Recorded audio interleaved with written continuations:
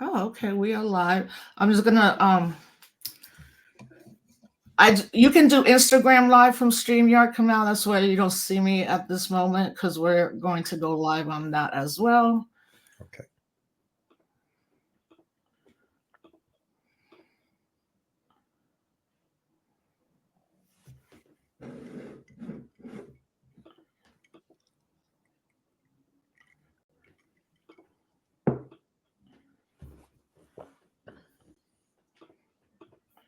Oh man. Hold on. Mm-hmm. Here it is. Okay, we are live. Once you're live, you'll find on top of your Instagram feed. I don't think I'm live though. We get so much more people like on Instagram, but sometimes it's a little tricky. I think I can figure it out real quick though. Okay.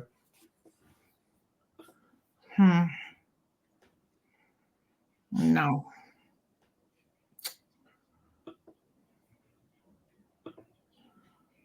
Okay. Yeah, it's not connecting. Give me I'm not moving. Give me I mean I am moving, but what I'll do for tonight, fam, who's watching, I'll just set up my camera to look at us. Okay, everybody, sorry, we're here. My guest is here. Peace, Just everybody. Those who are here. yeah, we're trying something new. As always.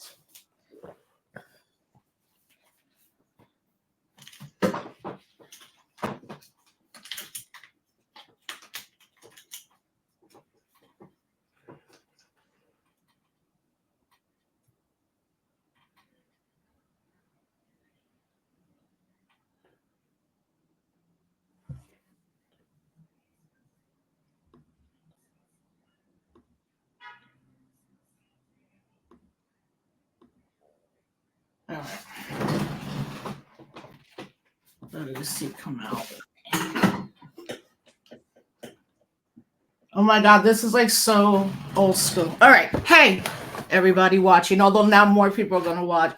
Fam, the streaming software didn't work, so do what y'all do.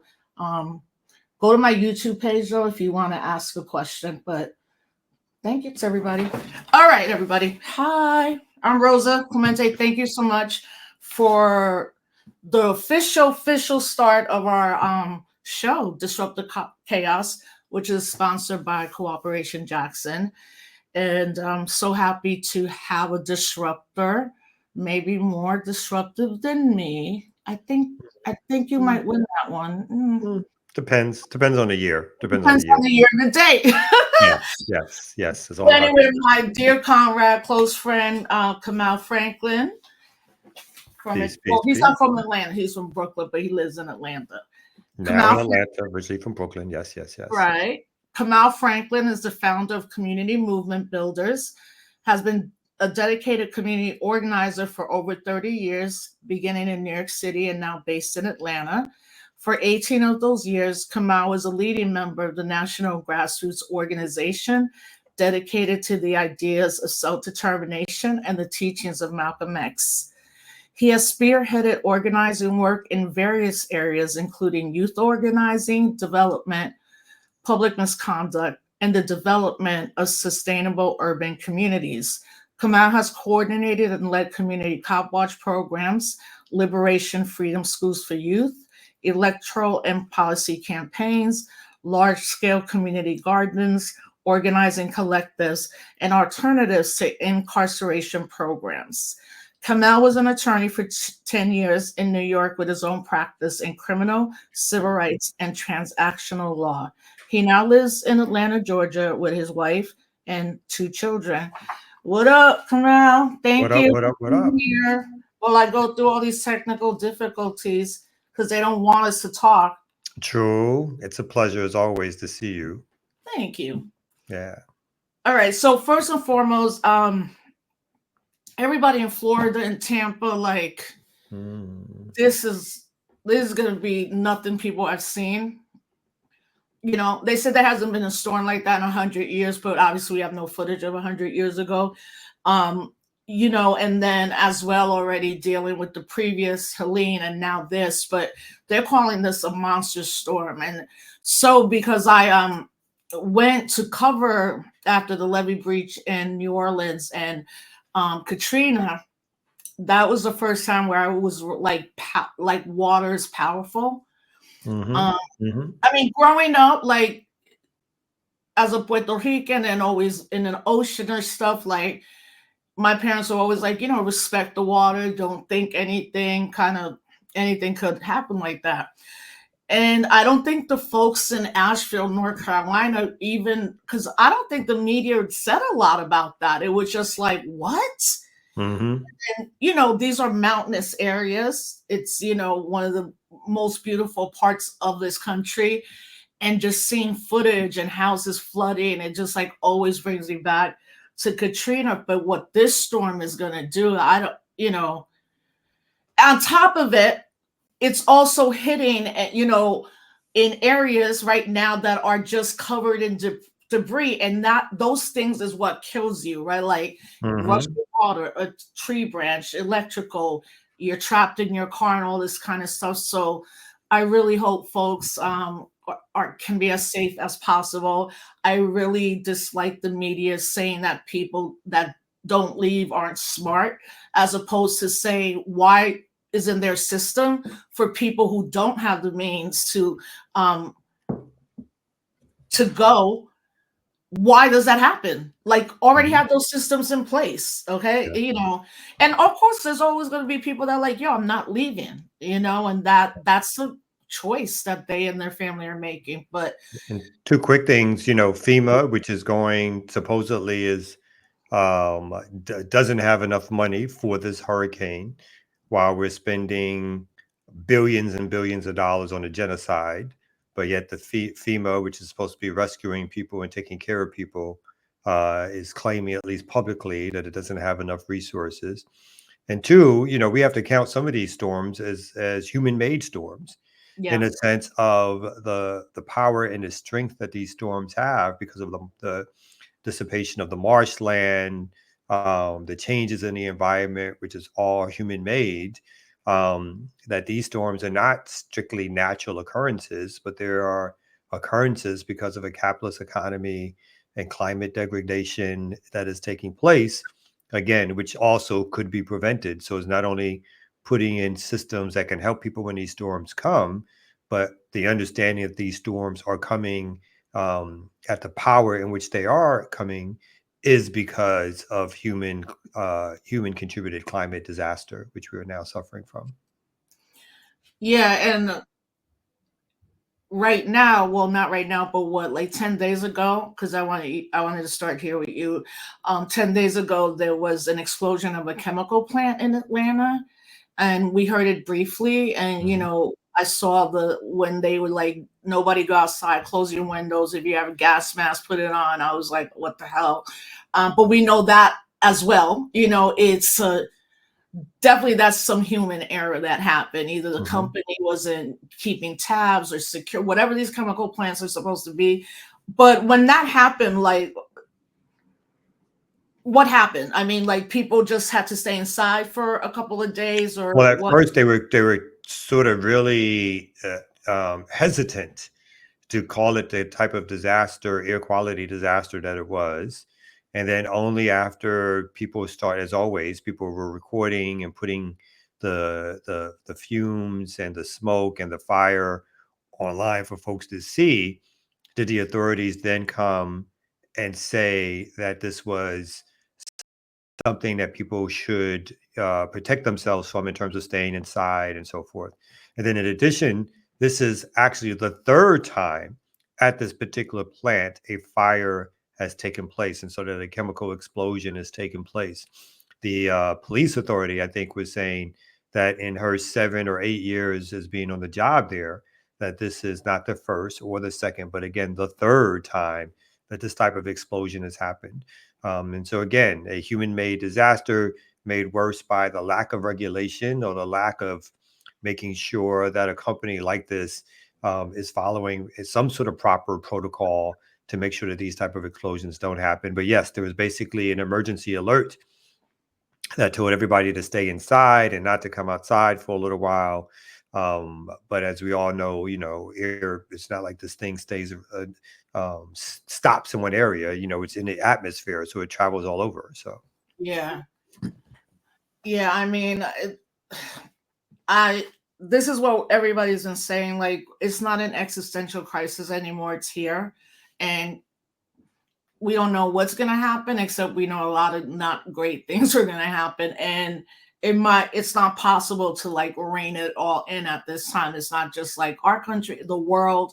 I mean, I was just reading about the Amazon River and how there are parts now that are completely dry, and part of this, I think people may not understand, particularly in this country, is that when we see those disasters everywhere else in communities or countries that don't have the means that we do have, it becomes a fight for water. Mm-hmm. It becomes a fight for drinkable water, and Mm-hmm. we're already here. We've seen Flint, Newark, all these places, but I think it's important that when it happens in Puerto Rico or it happens in Nigeria or all of these things, that the fight ends up being a fight for water. So come out, please let folks know about community movement builders. Why did you decide to create an organization like this, and what has the community movement builders have been doing? Hey, I'm on live. Okay. Go. Bye. So, Community Movement Builders love it. Don't is a listen to grassroots that. organization that I created in 2015 because I wanted to continue my work on as a community organizer. As stated in my bio, I was with Malcolm X Grassroots Movement for like 17, 18 years. And when I left and I moved back to Atlanta, I wanted to continue doing organizing work. And so at CMB, in some ways, it's an extension of the work I was already doing in Malcolm X Grassroots Movement. The purpose of the organization is to do grassroots organizing. Is to do grassroots organizing and that means everything from on the ground. We're doing organizing against Cop City, organizing against over policing, organizing against gentrification. We do sustainability programs where we give people resources to stay in their homes to try to stop gentrification from taking place. We own several properties in the neighborhood where we move in organizers to do what we call workforce housing. So in exchange for cheap rent, these organizers will do work for CMB or with CMB in the neighborhood. And we now have grown to 8 chapters around the country in several different cities. And so we definitely are part of the build and fight strategy. The fight challenging the state, and the build is developing cooperatives, land trusts. So things that we as a community can hold on to. And so we think those things are extremely important. We must show people what the alternatives look like in terms of battling capitalism, but we must also be on the ground challenging the state in terms of it's unleashing its power and usually in a negative way on our communities. What are some of the cities that you have chapters? All 8? I'm usually good at getting 7 out of 8, but we'll try Atlanta, Detroit, Dallas, Yipsy, which is in Michigan, LA, Sacramento, Delaware, and Kansas City. So I I think got you them got all. all of them. Yeah, yeah. I did, And surprisingly. that's good because people who live in these areas and might want to join, you all can go to Community Movement Builders, the website, see the staff, the programs that they have done. Um, I mean, I knew you were doing this. I just didn't know how that you had 8 other sites, in this way. Like, that's really difficult to do. Like, it's Yeah, difficult it's to put in. not. And So it's not easy. Organizers are always, or people who politicize, our tendency to turn on each other, our tendency to have strife and discord, our tendency to have breakups. Even though we're fighting capitalism, it feels like a lot of times we're also fighting ourselves. So it is not always easy, but what you try to do is to get folks who are relatively speaking on the same page, who want to be dedicated to organizing again for Black self-determination against capitalism, against the type of development that's happening in our community. And you try to work with that, and you try to build, and you try to make something become. Again, I think one of the things I think is missing in our time is that model of what self-determination looks like, and that model that's like left of the Democratic Party that talks about organizing, grassroots work, militant action, get again a socialist platform, but yet a broad-based, mass-based organization. And so we're Right. trying to do that. We're trying to build that. Again, the 8 chapters are here. We're trying to extend to more chapters, and we definitely want folks to join the organization and participate and have grace, not only with the organization but with each other. It's a long battle, but only if we show grace to each other can we win this battle and hopefully win the larger war of freeing and liberating our people from the oppression that we face. So. Yeah, I love that.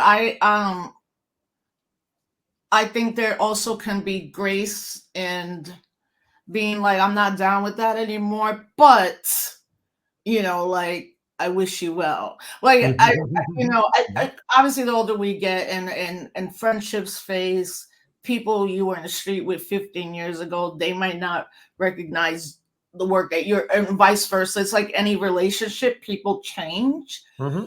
But I also like, and like all these relationships, especially for us who are a bit more public, don't have to end in a battle of like death and like, well, not death, but everything.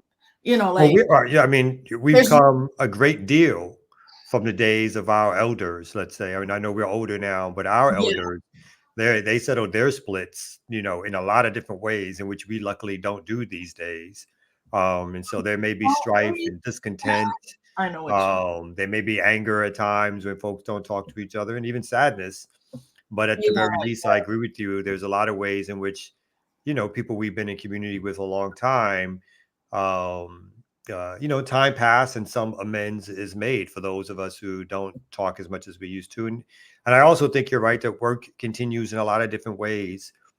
I personally think grassroots organizing is extremely important, which is why I keep trying to attempt to make models. But I know there's other ways in which movement work happens, and whether or not that's media work, whether or not that's because people are writing and publishing articles and books, which are important for folks to read and to grasp, to understand how the world works, whether or not that's even some electoral work, which I think, again, that challenges the dominant parties, but uses that as space to do organizing. And so I think there's a lot of ways for folks to, cultural work. There's a lot of ways for folks to contribute to movement, and it's not necessarily always doing the same things. I certainly don't do the same things that I did, I can't even say 15, 30 years ago now at my age.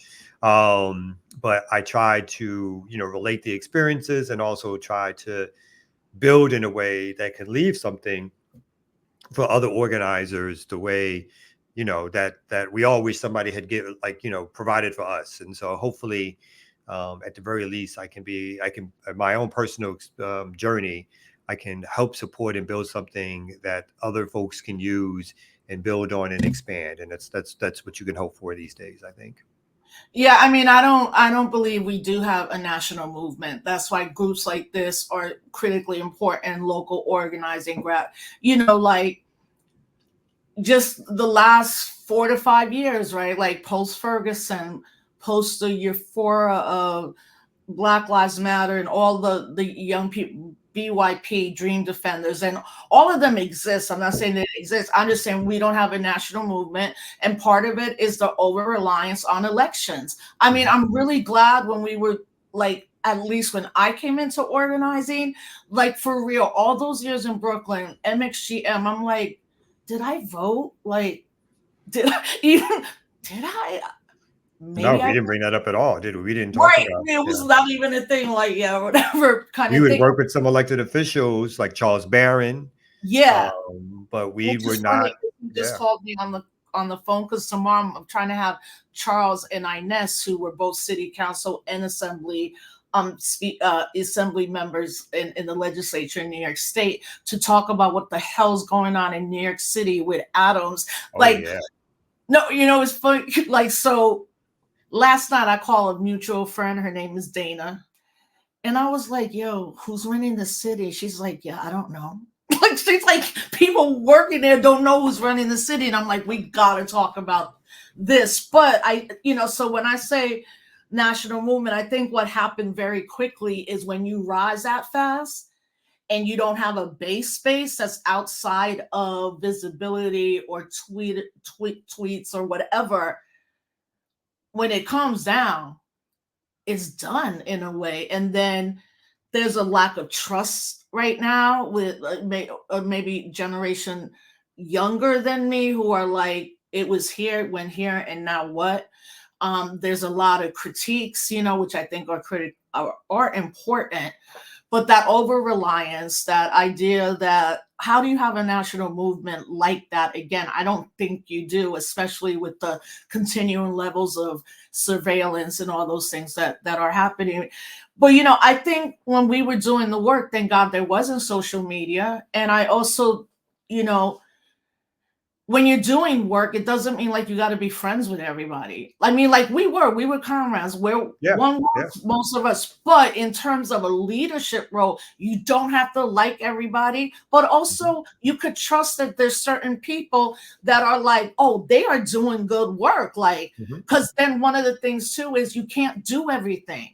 mhm, You mhm. will at the beginning because you're excited, you have the energy in that, and then you start to grow and you develop yourself, and then you pick things that you like or don't like. But overall, there's one thing that I think we all should be doing is operational unity. Like, I don't know this, but I know I could talk to Kamau about Cop City because that's not in Albany, and I know he's going to tell me, and it's not just what's on the media. Or that lastly, wins take a minute, you Mhm, know, and I think we've seen this the best with the freedom of many of our political prisoners, right? Starting mhm. probably with the first wave, the Puerto Rican ones, when Hillary Clinton was running, they were 10 of them were let go. Oscar Lopez Rivera actually stayed because one other brothers, they wouldn't release him, and then they released Luis Rosa, and they just kept Oscar there for another 8 some years. And then Obama, when he was Mhm, leaving, he gave him the pardon. But mhm. when I started doing interviews about that, people were like, oh, Barack Obama freed Oscar Lopez Rivera. And I'm like, no, he didn't. 25 years of political prisoner work freed Oscar, but now we've seen, and too many that are being released because they're dying. Yeah, We yeah. see if Lil Moonsey can't come out strong, right back doing the work, and then we'll see when we saw Matulu Shakur come out, and it was like, man, they only let him out because he's about to die.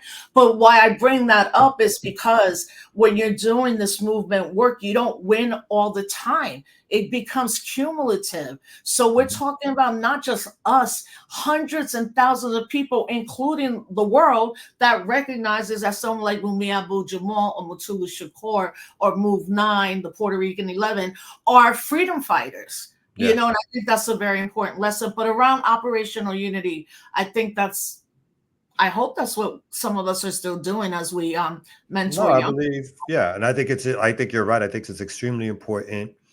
I think the only thing I would add to what you were saying around what happened to some of those movements. Again, I wasn't personally involved in obviously that portion of the work that was sort of really big at a time like now 7-10 years ago. Is that I do think what the system has devised for us is, we come out of the 60s and 70s. We basically had the destruction of militant movements, of militant Black movements. We had COINTELPRO, that tore apart organizations. We had prosecutions. We had, people talk about drugs rushed into the community, but basically we had the Black radical movement was destroyed, and what was left in its place was a voting rights movement. Right? If you want to express your political opinions, you could only do that through voting, in Yeah, terms of a legal mechanism where you wouldn't get jailed or banged over the head. And I think the uptick in the resources that were given to movements, in terms of the nonprofit industrial complex. I think there was a time period where it's far more crude as an apparatus than what it is now in terms of, foundations would tell you, we're not giving you money if you do the A, B, C, D. These mhm, days, it's a little bit more insidious, right? You can use radical language and still get resources. And so they don't necessarily tell you not to do A, B, C, but a lot of times it's the pressure of having resources, not having, like you said, sort of the experience of how to use those resources, not understanding the role of mainstream or corporate media on our movements, which is not to help support our movements, but which is to cause infighting by lifting certain people up, by tearing certain people down, and all the sort of, particularly within the American complex or context, the Mm, jealousies, the envy, the fighting that is so easily manifested, the idea around who has resources, who don't, who deserves, who doesn't. And so groups are literally fighting to get resources, and other groups are literally fighting the groups who are fighting to get resources, right? So we ourselves are all caught in this sort of dilemma of how do we create movement, how do we create organizing that is radical, while at the same time a lot of our organizations, 501(c)(3)s, including CMB, get resources. And now the question becomes, do we use these resources to continue radical struggle, or has these somehow the gathering of these resources and the fact that now people are staffed or have salaried or have stipends, or you have bills to pay, does that by its very nature make you more conservative and dependent on state, or apparatuses that give you money, which by its very nature makes you slightly more conservative because now you have something to lose.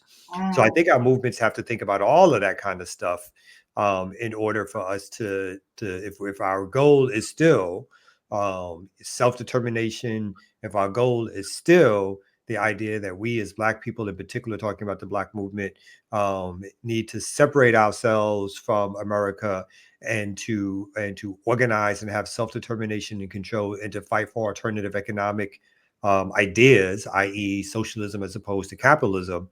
If those are all still the things that we believe, then we must seriously continue to evaluate how our movements have been pushed into certain spaces and places, and whether or not all those, if we don't handle it correctly, what happens to us, and again, whether or not, how purposeful some of that is in terms of what's given and what can be taken away. No, that's fantastic. I mean, that analysis is on point. You know, and also obviously the assassinations and incarcerations from the 69 to probably about 77, and then we get to the Reagan era and the militarized police era. And I think what you just said was so necessary, because the older you get, you have to reflect, and this somebody here said a lot of these movements get stuck in their own loops, living on the problem instead of trying to solve it. And that goes to what Kamau was saying about the nonprofits, right? Like, if nonprofits solved all the problems, there wouldn't be a need for a nonprofit, you Mhm. know. And they essentially, including the big ones from the ACLU and all of them, they're always in some sort of compromise, or you know make it easier. And it's like, well, it's fascism. Like, I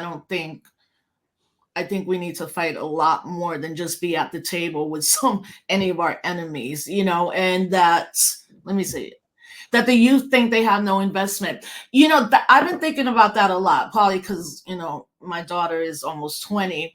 And she told me when things started to kind of fall apart on the movement, so she's like, Mom, we don't trust y'all. She was just like, I don't trust it. I don't Mm. trust you. And I said, who? And she goes, the adults. And she's like, the movement was supposed to make things better. Nothing is better. So I could tell when she was telling me that it was hurtful.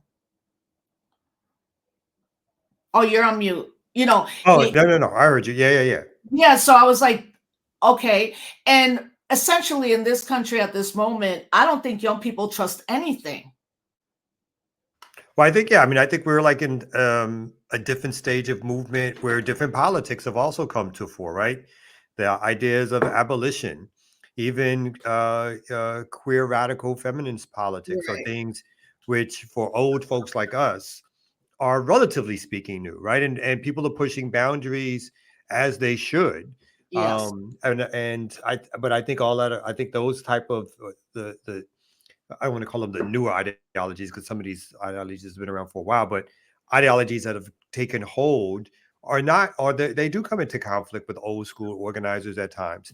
And I think there's good things to pull out of new new or burgeoning or your youthful or ideological mixes, as well as there's things to pull out from our past history around what struggle has been and should continue along the line of. I mean, I think there's obviously contributions, but I do think, as you say, sometimes the clashes that take place, I feel my individual opinion of them a lot of times are unnecessary. Again, we're not in a phase where people are potentially being killed because of ideological differences, but we are at a stage where people are practicing a sense of purity around their ideological positions. Mm, And if you don't match up to what their sense of what's purity, because I'm not even necessarily agreeing with some ways in which people like to phrase things around politics, but when people have their individual sense of they're always right and they're never wrong, and when they say criticism, self-criticism, but what they really mean is criticism and criticism because they hardly ever self-criticize, then you do enter these phases where it's hard to build national organizations, international organizations that actually have a chance to battle and defeat capital or capitalism. Remember, our enemy's capital is not a local phenomenon. Capital is not something that just arises in a neighborhood or a city. Capital is both local, national, and international.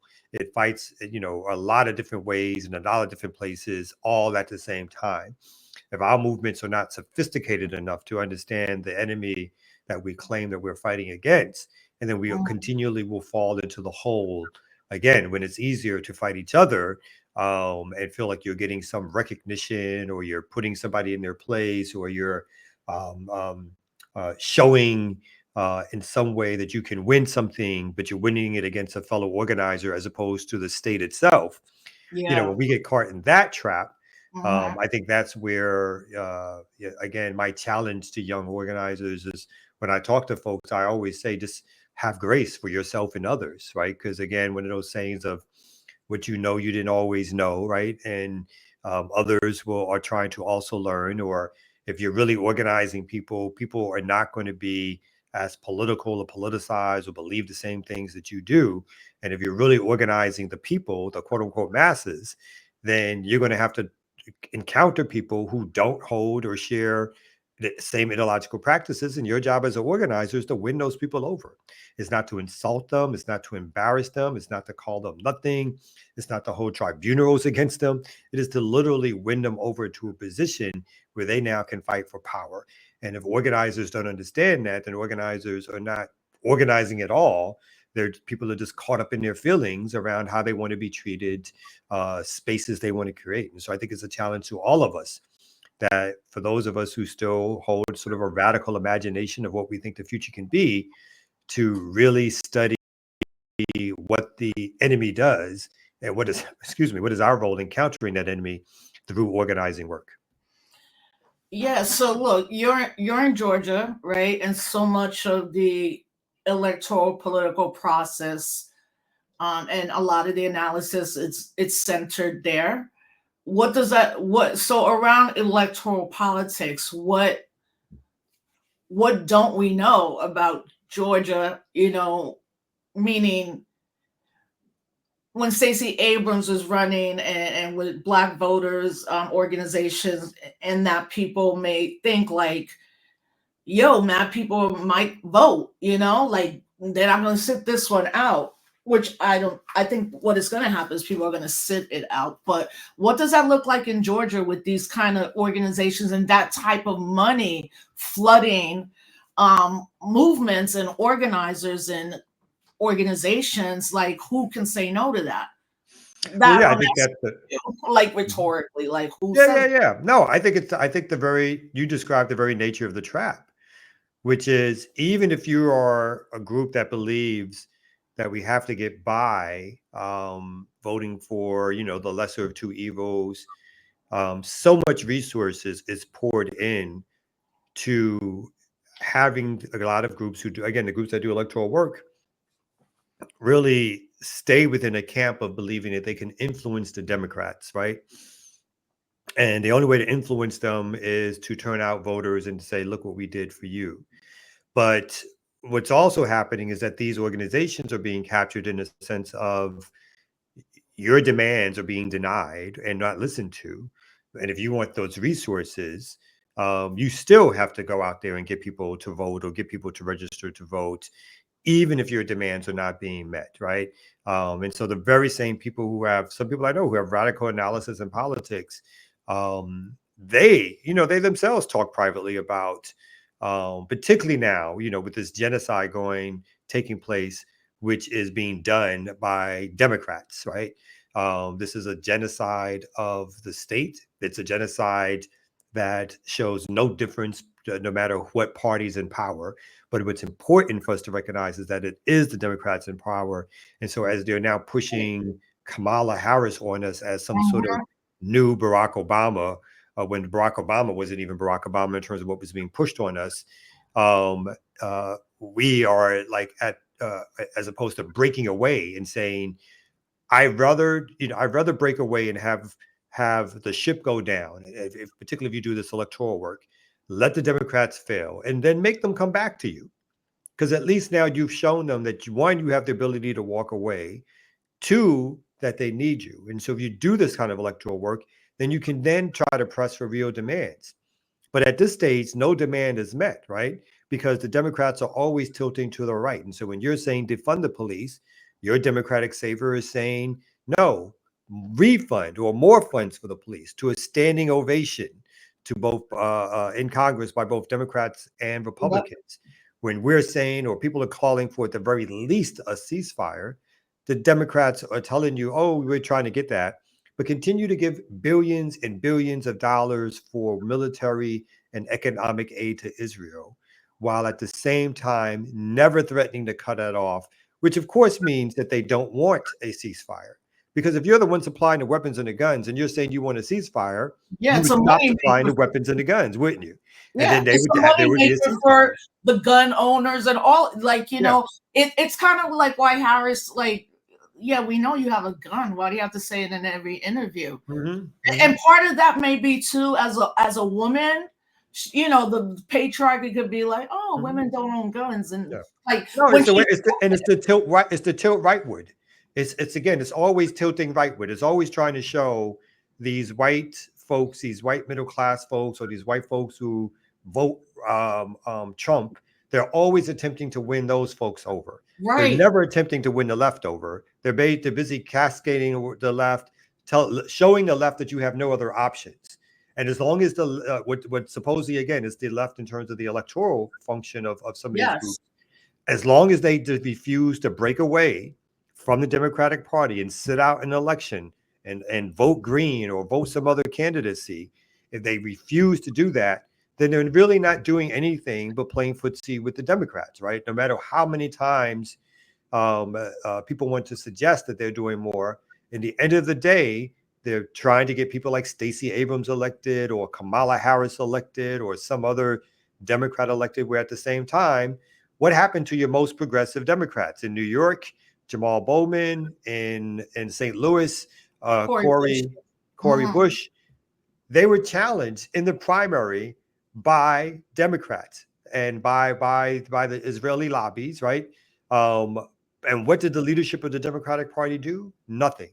Did they tell them not to challenge them? Did they come out and support their incumbents in seats they already held? No. Not only did they look the other way, but a lot of them went out and supported the other candidates who Right. were not as progressive. And so the old party is eating away at its progressive base and saying that they don't want it and they don't need it. And so when we look at it, these Democrats have a hold on even the most left parts of the voting rights groups. And until they break away again, until they say, we don't need to participate in this election and let you fall down, they can never show the democratic institutions that they are willing to exercise power and then to make demands off of the power that they've exercised.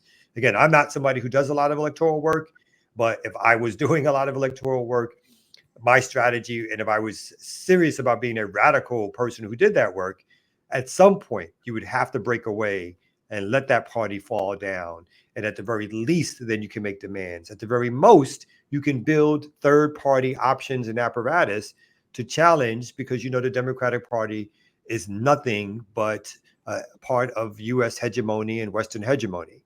So at the very least, if you want to deal with it, you deal with it from a position of power. But fighting for alternatives and third parties is something that also should be on the table for these groups in terms of getting folks elected.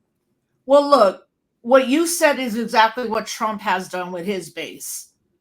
You know, then to hear, as you said, Vice President Harris be like, no, actually not to hear, but to see her being endorsed by Liz Cheney, whose father is a freaking war criminal, created the whole, ongoing wars in this country. And I looked and I said, so Liz Cheney is more important to you, like, but you still haven't gone to talk to Puerto Ricans in Orlando. Like, you go to Puerto Rico, which was hilarious because this is what was funny about. So she goes to Puerto Rico about a year ago, right? And she's making, like, they definitely were in a more working class community. Usually they're like up in a mountain and all the condominiums with all the white elite Puerto Ricans. And she starts dancing, but the song was about America, like, get the F out of here. I remember that. Right? But she's like, I'm hearing a drum. And I'm like, right, because you don't know the words. And then people are posting it.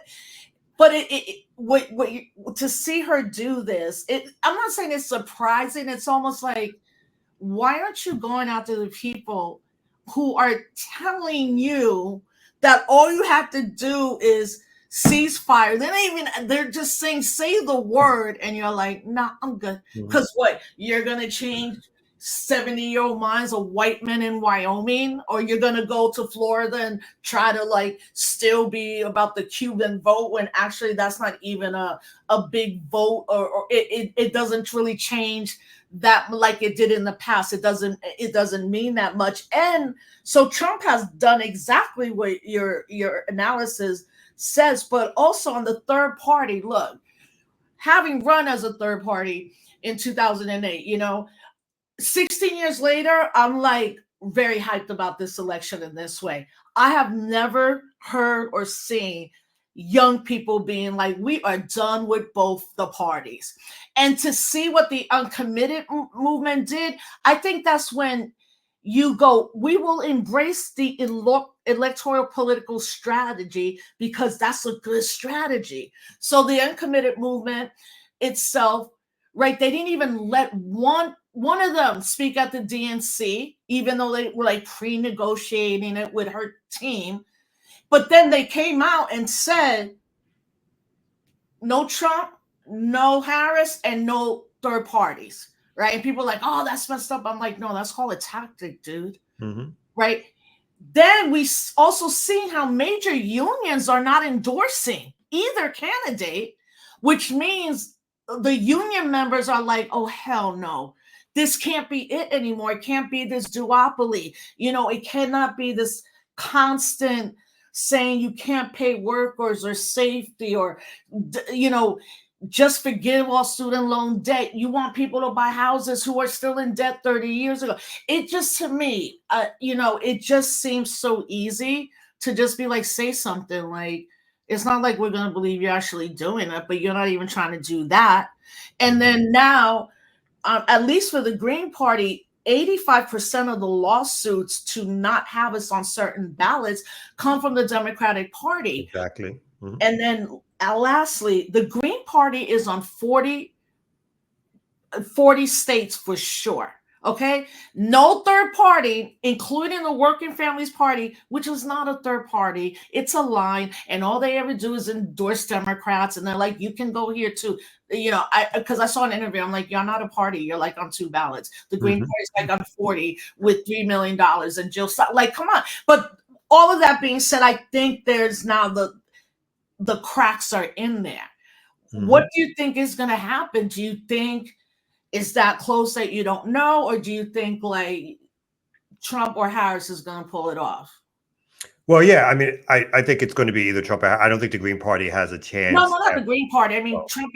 Of course, we don't have the chance. oh, I thought that's what you No, said. no. What I was saying, knowing that it's been the best, but now I'm saying, well, I should have done Mhm. a little bit better. I know that. Yes, people, we're not 40 being the most ever, but Yeah, when it comes down to it in 28 days, yeah. who do you think pulls this? I mean, if I'm horse betting, I'm still thinking that Trump, but I think it's close, and I think he can go. I actually do think, at least from the polls that I've seen, it can go either way. I just don't think you can discount, white folks still make up the majority or close to majority. You cannot discount how overwhelmingly whites vote Republican. Folks always talk about how black folks are solid Democrats. Well, white folks are solid Republicans. White Right, women, white yeah, men, that's a all age ranges, all income levels for the most part. So you can't throw that out because there's still so many of them here. And I just wanted to quickly back up a couple of points that you made because, again, another indication of how a party just doesn't care about you whatsoever is that at the convention, as you said, they asked for a Palestinian speaker, a Democrat Palestinian speaker. At the same time, they're putting Republicans on the platform. They're putting Israeli hostage families on the platform. Again, a low count is that well over 40,000 Palestinians have been assassinated, murdered over mm, the last year. And that's a low yeah, count, right? But yet the Democrats could not put one Palestinian, and that's in spite of polls, right? And so this is not about polls. This is not about public opinion. This is about what the empire wants and desires, which is to have an outpost in Israel. And that empire consists of both Democrats and Republicans. And so even though I think it's close, I think the distinction that we make between them is probably not as much as we would like to believe. And so, therefore, either one winning is a defeat for the masses of people. It particularly is a defeat for Black people. And I agree. And one thing, though, that I definitely too want to highlight is not just Trump, but the Tea Party, the whole party, the Republican Party, has had its own internal sort of revolutionary force that's take place mm, where within, since Obama was elected, you've had the Tea Party, and from the Tea Party, now you have the Make America Great Again in Trump. You've had this whole makeover of the Republican Party that is mm, not as much of a business party anymore as it used to be. Of course, it still has that in it, but now there's this competing force within the Republican Party, again, the left on the Democratic side has never been able to maintain that or never been able to create within the Democratic Party, because the Democratic Party, as much as we don't like to think about it, is as ruthless as you get. It is ruthless at weeding out and siding against its left and or progressive forces. And so it makes sure it holds at those folks at bay. And it's an extremism of moderates that dominate the Democratic Party. And by moderates, I mean moderate to right wing. And so, in a lot of ways, of course, there are some domestic policy differences between the parties, but not as much as we may think. And not definitely enough for all the investment that we've given to the Democratic Party without seeking alternatives and or new strategies. Again, in terms of the electoral work that people do. yeah. I mean, I think Trump wins because there's a significant number of young Latino men who are part of the Proud Boys and a lot of these right wing paramilitary groups, and you see it in their leadership all down. Being based in Albany, New York, for folks that don't know, I'm 3 hours outside of New York City. But I always have to tell people, like, it's a state. New York City is not the state of New York. So the further I would go up, closer to the Canadian border, it's all Trump signs. I mean, there's Trump signs on the block I live, Mhm. and as always, people are like, well, we know how New York is going to go. I'm like, but it's bigger than that for them. They're in New York organizing, where most Mhm. people be like, oh, Mhm. they're going to be down south, or, that's some like Pacific Northwest. I'm like, no, that's right here, the capital of New York, which means they're all over. They're all over. But I think he wins because of that. But even with that, he loses. Who knows what the hell they're going to do? he wins, that we already know what he's gonna do. Mm-hmm. He's like, we're just gonna go everywhere and we're gonna give every undocumented person, we're gonna drop them off at the border. All my enemies, I'm gonna, commute all the sentences of the patriots, kind of thing. And I think Donald Trump is kind of that person that some of the things he says is true in this way. Is DC a swamp? Absolutely. Does Kamala Harris not really care about poor people? Absolutely not. So it's like that kind of thing, like, oh shit, is he right? Yeah, yeah. We already Yeah. know he's right. So the fear, and that's what I don't like. I don't like how the Democratic Party, particularly, and all its activists and people are like, if you don't vote in the most important election of the year, or you vote third Of your party lifetime. No, of of your your lifetime, right? lifetime. Always a Oh, lifetime. yeah. Which Or if was you 4 vote, years ago, which was 4 years before that, which was 4 years yeah, before. Yeah. before that. Or you vote third party, that's why we're You're gonna throwing lose. your vote away. That's why. Yeah, I'm yeah, like, or always your ancestors died for this. I said, yeah. our ancestors died for freedom. Let's Mhm. just, like, for freedom. None of them were running. Like Fannie Lou wasn't like, hey, I They want to didn't run. die for the Democratic Party. I But don't that think so. whole guilty thing, and it's like, no, our people were fighting for freedom and got a win under what you called earlier in a judicial part. It was like part of the voting rights, civil rights to voting rights, And then lastly, like this issue with Roe versus Wade, I think the Democrats have completely dropped the ball on that. I think that they overemphasize on the abortion as opposed to saying this is not just about abortion. It's about a population of people that are going to be denied their reproductive rights. And if we look at things in the past, like if you ever read the work of Margaret Stanger, who helped create Planned Parenthood, so that like no black babies would be born, there's a lot y'all need to read about that. This doesn't mean that one day it won't impact men as well. Like I have this scenario in my head, like, okay, so what would it look like if then all of a sudden, let's say men who were incarcerated come out and are like, oh, we got to sterilize you because, you don't have a right to have a child because you were in jail. Those things are not far flung. Oh, well. So this idea of them just honing on abortion is like, no, because also within our communities to this day, there are going to be people in our families and they're not understanding really cultures like particularly the Latino culture that see that as the most pressing issue, which is understandable. That's the Catholicism, but then they're also worried about jobs and safety and their children, and to boil it down to that thing, that's why I think the Republican is even doing better around this issue, because that's all you keep talking about, as opposed to our body, my choice. And when we mean that, like if I want to get 27 tattoos, that's my choice. Mm-hmm. Mm-hmm. And I'm wondering how you've seen that, but the subsequent other two decisions, right? Well, first the gutting of the Voting Rights Act, and then overturning of Roe versus Wade, and now banning affirmative action. All I Mm-hmm. can say is all these things that were won in the 60s are no longer the laws and have reverted back to like late Mm-hmm. 1800s. Like, Yeah, yeah. I mean, in addition to like, notice what the Democrats are putting up sort of a false fight on abortion rights, supposedly, where again, when they had opportunities to protect abortion rights, they didn't see. Yeah. they never did, right? But that's been their battle cry. And that's very similar to what Democrats do. They'll make something a battle cry, but when they have the opportunity to put it into play, they back off and do the thing that's less challenging, or do the thing that's easy, or do the thing that takes less political will to do. That's why we have Obamacare as opposed to national health care, even though at the time you had a 2/3 majority in Congress, and you should have been able to push something like that through. And then the other thing about what you said, which is very striking, notice the Democrats don't say a word about losing affirmative action. They don't speak about affirmative action. They don't speak about trying to bring affirmative action back.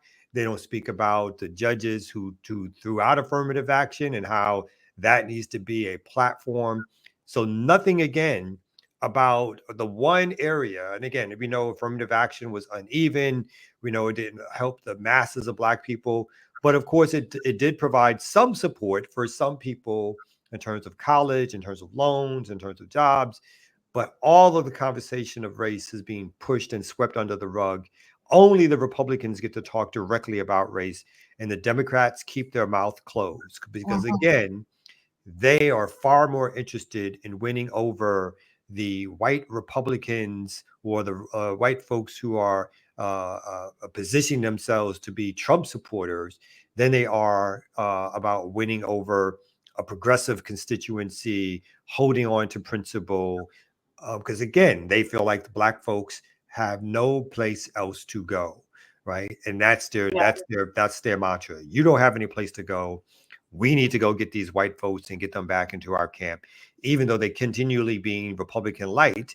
And so, why would these white folks who want to vote right wing, who have this history of white supremacy, why would they vote Republican right or Republican light when they have real Republicans right there to vote for? So your softened Republican stances are not going to be enough to win over the people who want hardcore Republican stances because they have Donald Trump for that, right? So the whole idea of it, again, for our people, for our positions, is a constant losing battle because we refuse to break away from the two-party system ourselves because it may be a lack of resources, or we don't want to be out in the wilderness, or we don't feel like we can build the alternative structures in terms of third parties to build new systems of, again, for those who do that kind of work.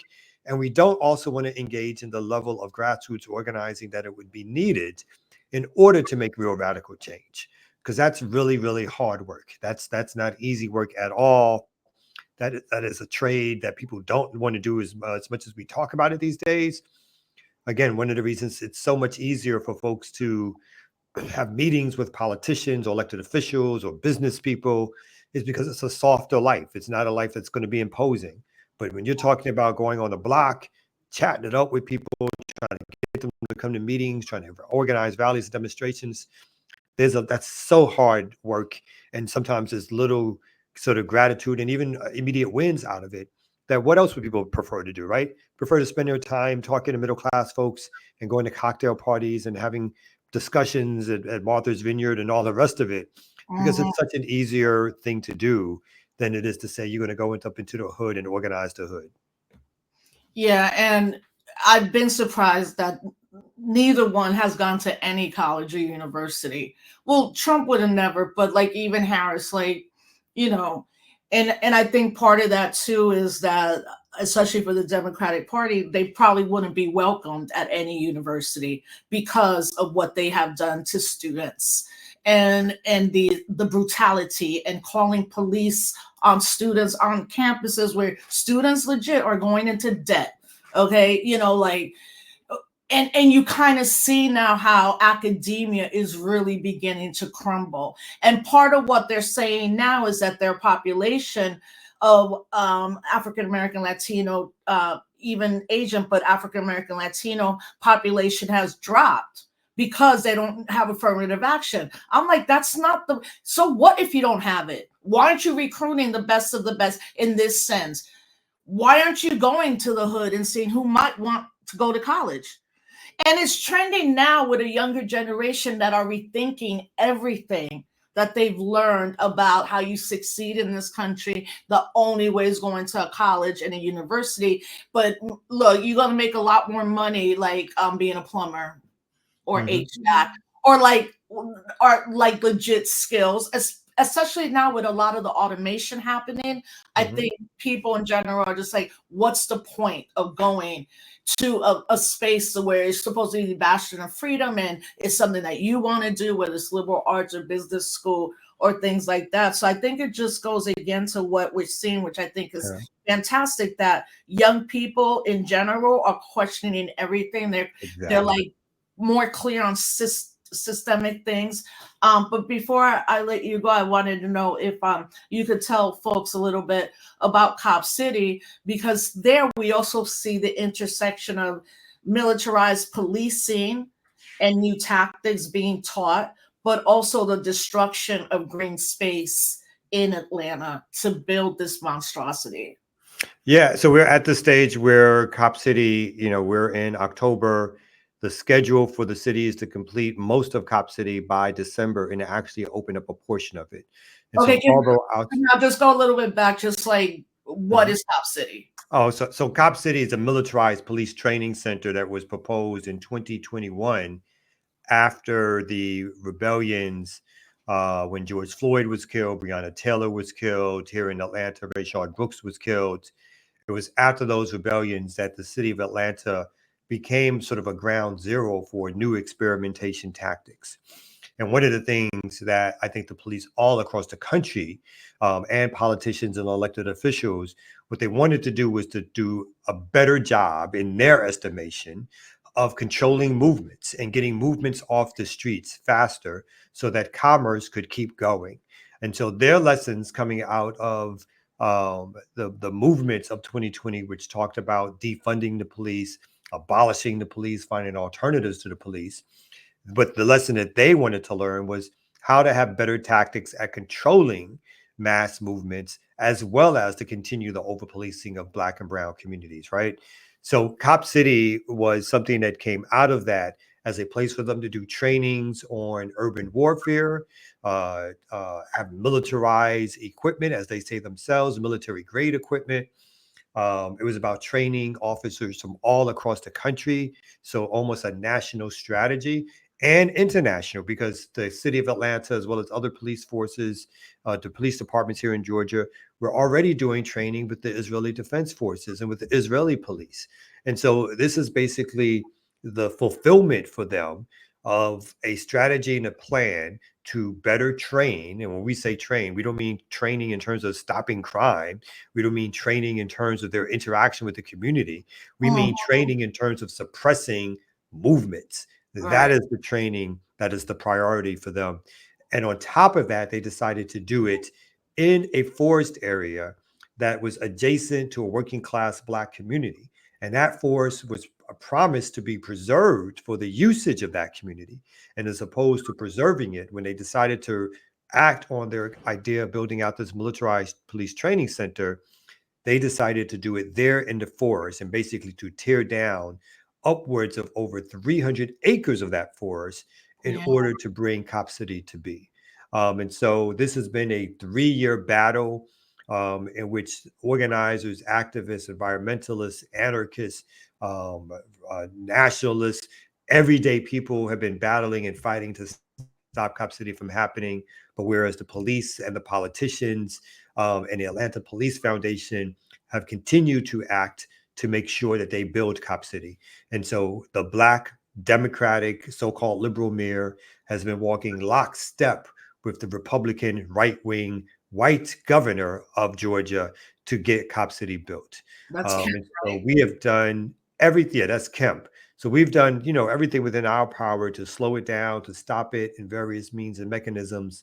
But because the city, it has the capital, obviously it has the violence of the state as a tool. Always remember that they killed, murdered Tortuguita in the forest where this is being built. We still Yeah, have, and folks that don't know, you really need to like go to Cop City. You could see Kamau also on a couple times on Democracy Now. This young person was literally like sitting down, legs crossed, and crisscross hands in the air, holding their oh hands yeah, like this. like this, Yeah. and they shot him, but like Fort was it There was almost over 50? 50 bullet entry and exit wounds. Oh my. And so Mm, they don't know the exact amount of times that the young person was shot.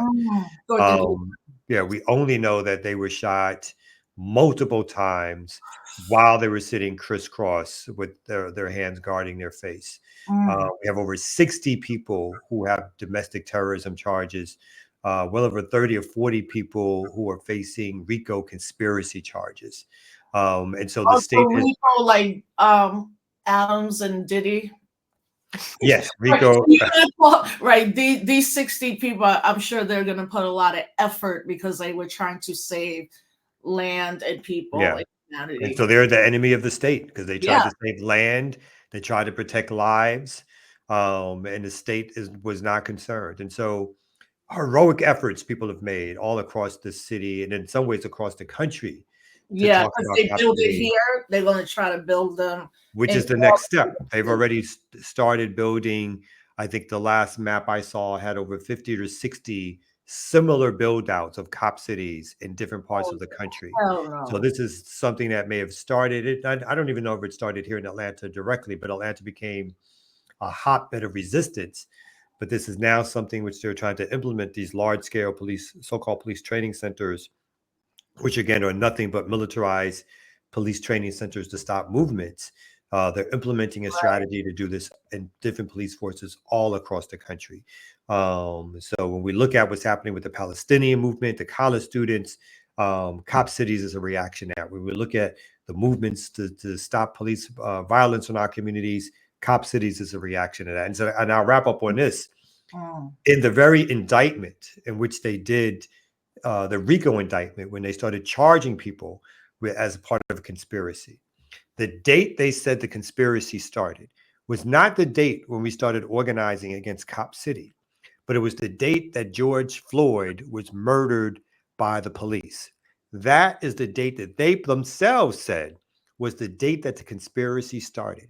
So the day when there was a movement, when that movement was reborn to right. fight against police violence, for the police and the prosecutors, is the day in which a conspiracy started, a day a criminal conspiracy started. So for us, the day of movement, for them, the day of a criminal conspiracy. People should Mm. keep that in mind when they think about the role of the police and the politicians in our lives in this country. Oh man, thank you so much for breaking that down. So as we wrap up, what makes you a disruptor? I think if anything makes me a disruptor is because I have an analysis of the role of the state. I'm not shy about expressing it, and I don't believe that the propaganda of the state or corporations will do anything to literally support our liberation. That we have to bring that about ourselves. And so I'm not easily tricked into being a tool of the state. And so I would say that makes me a disruptor. Oh, thank you. I agree. I concur. Can you let folks know? So you are on in the morning, right, with Black Liberation Media? Do you, Yeah. yeah, So so Black folks, Liberation Media, we have a channel on YouTube. We yes, can reach us at social media. It's a platform we started about 3.5 years ago. We have well over 40,000 subscribers. It's been an integral part of the ability to try to fight back with a narrative that yes. talks about what it is that we as Black people want to achieve in terms of liberation, and to fight back against mainstream and corporate narratives that try to degrade, lie on, and show what they consider to be dysfunction in our community, but not talking about the causes, which is the systems that we live under, the lack of control and the lack of resources. We try to make sure that we point out what's really happening in the world. And for that, we've been demonetized. We've had our channel nearly suspended a few times. We've had the algorithms mess with our ability to get our message out, but we still keep fighting and we're still here. Yeah, and I hope everybody watches. I keep saying, like, listen, folks, watch the media. Hello, young people. TikTok is not media. But oh, Black Liberation Media exists, and then spaces like this are critically important. Democracy Now is critically important, and yeah. So Kamau Franklin, my comrade, my homie, he would get me out of jail. He would start practicing law. It definitely would. He would look out for me. I really thank you for your time and just seeing community movement builders grow, seeing you on media, because I always used to tell you, I'm like, dude, you need to have your own show, like, and you're doing that with a group of people, YouTube channels, Black Liberation Media, and you can also go to Cop City, Stop Cop City, to find out more information and see if you're on that list. Who's ever watching, your city might be next. And if you want to talk about organizing, do it ahead before they get there too. That's So right. thank you so much. I Thank love you. you. I And love you too. we'll bring you back soon. Maybe do a roundtable the day after the election. Let's do it. I'm down. I'm always down. I'm down for that. All Yeah. right. All right. All Thank right. you so Love much you. for having me. Thank you. Thanks, everybody. You'll see me here tomorrow. Disrupt the Chaos. Tomorrow will be Charles Barron and Inez Barron, formerly both Assembly, New York State Assembly representatives, and as well as City Council, where we're going to talk about what the hell is going on in New York City and who's actually running the city. Because apparently everyone's been indicted in City Hall. So I don't know. So we're going to ask two incredible people. And Charles Barron is a former Black Panther Party. So love you, comrade. We'll talk soon. Peace, everybody.